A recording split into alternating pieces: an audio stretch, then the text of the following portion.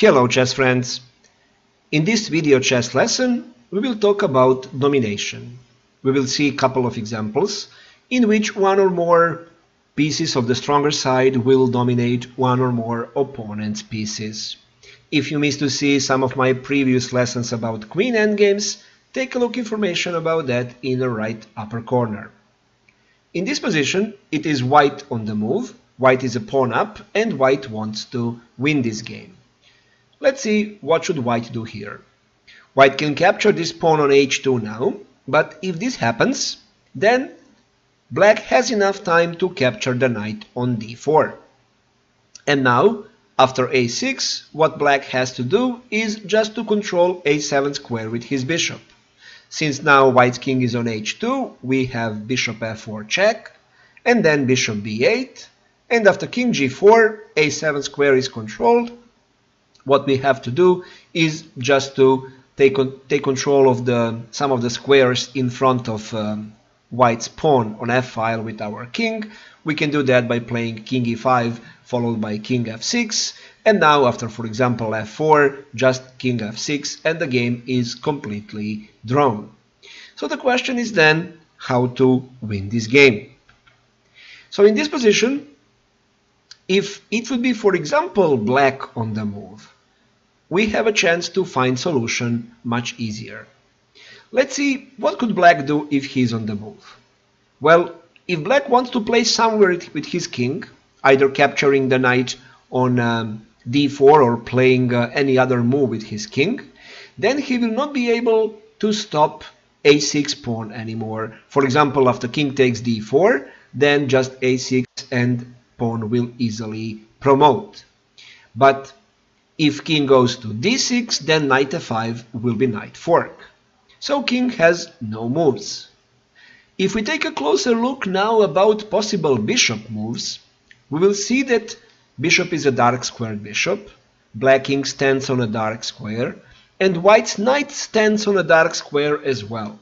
It means that most likely we will have a lot of forks.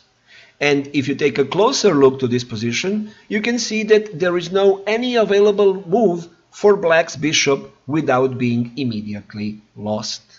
So the conclusion is that the only possible move black can play in this position is a pawn move to promote on h1. And now we got the idea what to play as the first move for white. King h1, excellent move. Look now what is going on if bishop goes somewhere. All of the squares are controlled with the possible fork on b3 or e6 square. Only if bishop goes to e3, then the pawn from f2 will capture the bishop. So all bishop moves immediately lose the game. Let's see what's going on with the king possible moves. If king d6, of course, knight f5 fork. If king d5, then a6, and now since knight from d4 controls c6 square, nothing can stop the pawn from promotion. And finally, if king c4, then again, of course, a6. So the only possible move might be king takes d4, but again, in that case, we have a6 and nothing can stop the pawn. So in this example, we have seen actually how knight dominates the bishop. This is our next example. In a normal regular position, bishop plus knight versus bishop is always drawn, except if domination is possible. Again, we can note a specific situation in which we have black king on a light square, black has a light squared bishop, and knight on the same colored square. If that happens, we have a possible fork. Remember that. All of the pieces which are forked and knight must be on the same color at the moment, and then we have a forking option. So in this position, we can also note that if black's bishop on d1 is being attacked, there is no any square where this bishop can go. So logically, the winning move in this position is king to c1.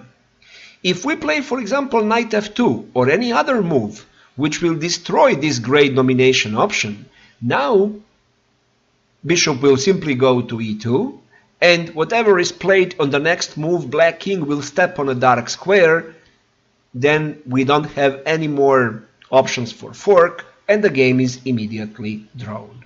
That is why the best move is, of course, king c1. And now after king c1, bishop is under attack, and we see that again we have two possible forks, knight f4 and knight c5 for most of bishop moves, and of course if bishop goes to g4, then bishop c8 captures the bishop. So in this example, black's bishop is dominated by white's knight and the bishop. This is a very trivial example, but let's take a look at this example. Normally, rook versus bishop endgame is drawn if the weaker side knows the rule to put the king in the color which has the opposite color than the color of the bishop. But in this position, with white on the move, black is in trouble, because all possible bishop moves are now controlled by the rook, and after king f3 move by the king as well. So now bishop cannot move because it will be captured wherever it goes. The only possible move is to play king h5, and then after king f4 we see that this bishop is lost and white easily wins the game. If in the starting position white plays first move, for example rook g1 check, missing to play king f3 which immediately wins, now after king f5 black has excellent chances to make draw in this endgame. Up to now you have probably noticed that domination is possible when the board is widely open and when there are any pawns or not many pawns on the board. In this position here, no matter that rook has so many possible moves over the same rank or the file, this rook will be dominated and will lose the game because white's bishop and knight will dominate the rook. What we have to do is just to attack this rook by playing king g3. And now black has 4 different moves on f-file and 4 different moves on the same 4th rank. Half of those moves are light squared moves, half of those moves are dark squared moves. Obviously, all light squared moves will immediately lose the rook. For example, rook f5, because of this covered check, knight d6. So, when we capture black's rook, it will be easy to win the game bishop and the knight versus this a-file pawn. The same will happen for rook a4, we have knight c5 check, for rook c4 we have knight d6 check, and for rook f7 again knight d6 check, of course, an easy win. A little bit better continuation after king g3 for black is to put the rook on a dark square, but it will again be immediately lost just one move longer than on a light square. For example, if rook f6, then we just make this cover check knight c5.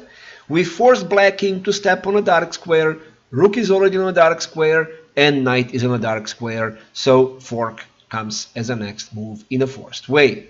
The same follows for rook d4, just now knight a5 check, this cover check, and then fork on c6. For rook b4, we also have knight a5 and knight c6 fork, and finally for rook f8, knight c5 and knight d7. Rook is completely dominated by the bishop and the knight. This is another very interesting example.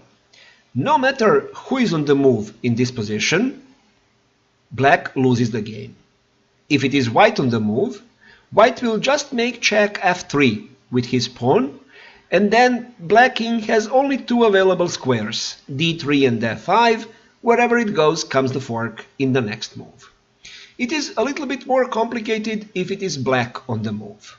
We see that completely d-file and 5th rank are open. There are no any white piece neither on d-file nor on the 5th rank. But anyway, almost all the squares are now under control, or there will be immediate fork after some of the moves. We see that only rook d1 and rook h5 are the moves where there is no immediate fork. So rook d1 or rook h5. But wherever this rook goes, no matter is it rook d1 or rook h5, comes f3. And now there are three squares for black's king, d3, d5 and f5, but always we have the fork. After king d5 also knight d3, and after king d3 we have knight b2. The same will follow if rook goes to h5, the first move, then we have f3, and again wherever king goes, no matter is it d3, d5 or f5, we have the fork immediately, either knight f4 or knight g7. So in this example, rook was dominated by the pair of knights at a completely open board. And this is the last example for today's lesson. Here we are going to see how rook will be dominated by the pair of bishops. Here again there is almost completely open board for the rook, but after king d6 move, actually look how all of these squares are controlled by the king and both of the bishops.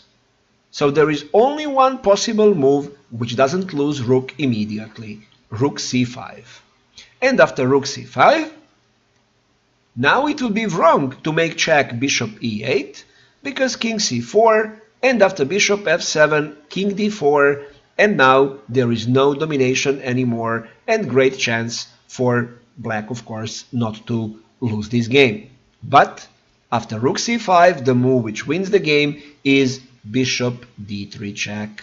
It forces now black king to go to b6, otherwise the rook on c5 will be immediately lost wherever else it goes. If, for example, now rook goes back to c4 to cover the check, then if we capture the rook, the game is drawn, but we of course play king d5, we attack pinned rook, win the whole rook, and win the game immediately. That is why the only playable move here is king b6, but that move also loses the game immediately. After bishop e3, rook is lost, white wins the game, and rook was dominated by the pair of bishops. That will be all for this video chess lesson. If you want to see some specific content in my video chess lessons, place the comment below my video on YouTube. Take a look at these suggested videos and don't forget to like, share and subscribe to my channel.